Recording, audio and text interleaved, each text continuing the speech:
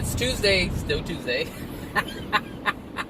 Anyway, I want to talk about how to live like a celestial being. Or I should say live like a celestial being. Live like an angel. And it's like, okay, well, how do I do that? How does an angel live? Well, you listen to them. I'll put a few links at the bottom in the description area of some videos where celestial beings are actually communicating through people, through this method of channeling. And you'll learn how they live. You'll learn how they do things. Because, like I've said before, the celestial beings are actually the ones that I look up to in terms of how to live life, what to do and what not to do, and why they're doing it. Like, that's so important. It's not just about doing something, it's about understanding why it's done. And I've learned so much. I've learned so much from them, communicating, and not just teaching, not their teaching. It's just when they're asked questions and they respond, they're responding in a loving way. They're responding in a manner that is in alignment with the Creator. And so as I listen to how they respond, I'm listening to how they live.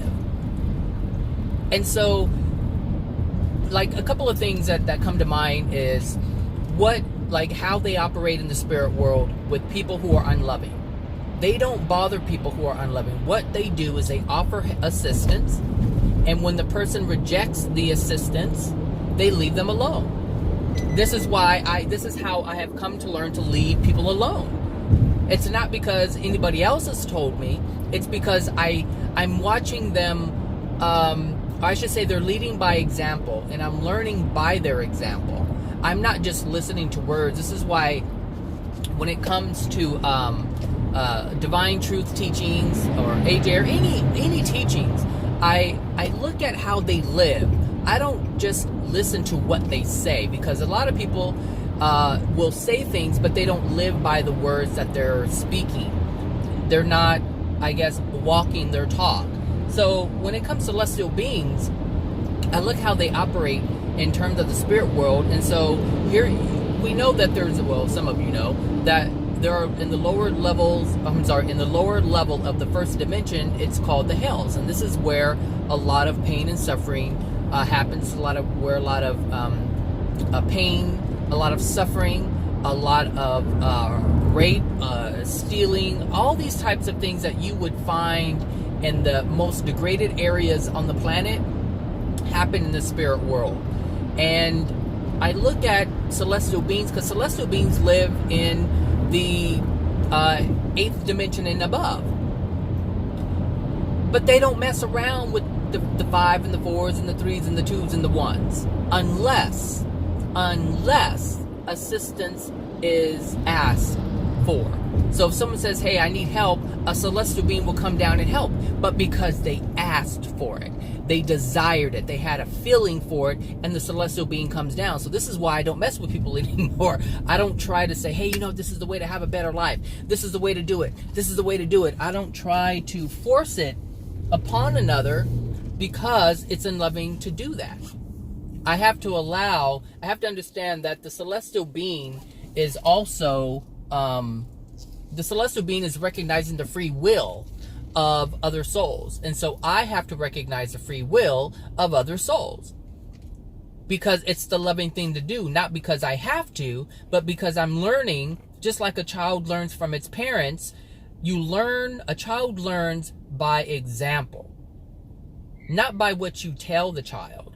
Now, if you're reaching for something on a table and you tell the child no, but the child reaches for it, the child is only learning by example.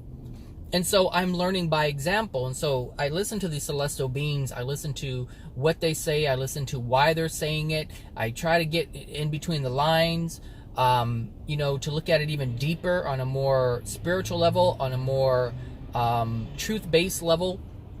It's just, I recommend listening to some of these celestial beings and applying how they live to your life here on earth, because that's what I've done. And people people ask me, how do you do it? I'm listening to the same things you're listening to, but I don't know, why isn't my life changing? Well, I have a willingness to change. First of all, first and foremost, I have a willingness to change. There is nothing within me that says that I can't change. And the thing is, when I have a desire, I go for it. That's one thing I know. If I want to do something, I'm going to do it. Whether it's to my benefit or detriment. It's in me to just carry out whatever it is I want to do, regardless of what anybody says. So I have, that works for me, but it can also work against me if I make the wrong choices, if I go in the unloving direction.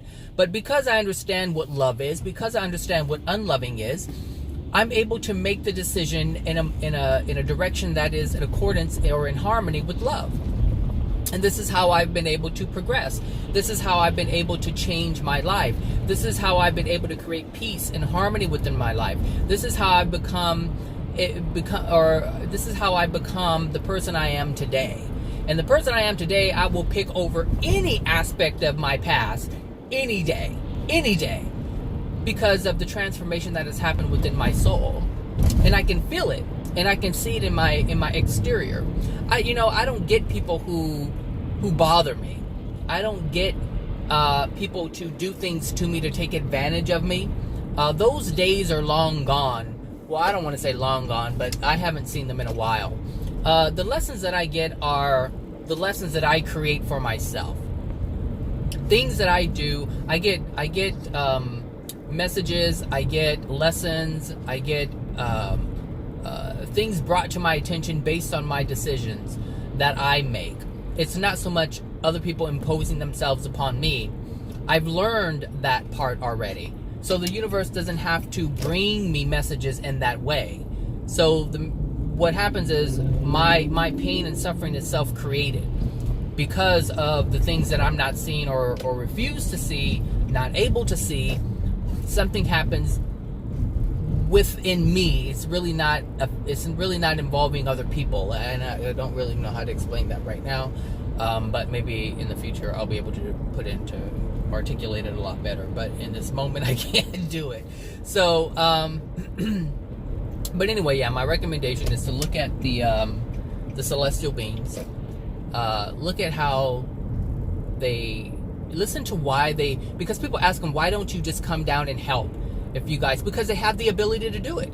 They have the ability to manifest a body just like Jesus did and be here and interact and do all kinds of things. But there's reasons why they can't do that. There's unloving things that there's something unloving that would be happening if they did something like that. And then you listen to the why, and then you understand. Because some people say, well, how come nobody's answering my prayers? How come, angels don't come down and help if they're there? Like, people ask these questions, for real. They ask these questions about life. Why? If they're so powerful, why don't they come? And this is why some people are atheists. They don't believe in a higher being or angels or anything like that, or celestial beings. Because they don't understand the laws. And the main thing is they don't understand their own free will. Because they don't understand their free will, they would allow someone else to take that away from them. Even though they can't take it away, they would allow someone to treat them in a way where they felt like they didn't have any free will. If someone fixes you, what power do you have as a soul if you're not able to fix yourself? You're the creation of the Most High, the pinnacle of the Creator's creation. And you can't fix yourself? There's something wrong there. And there's something that must be fixed within you. Because every soul has the capacity to heal itself. And if they don't know how, there's a lot to be learned. And you're never going to learn it if someone keeps doing it for you. Which is why the angels can't do it. They can't come here and fix things for you, or else you'll never learn to be one of them, to be as good as them, to experience the greatness that you already have within you. That potential will never be tapped. That's just one thing.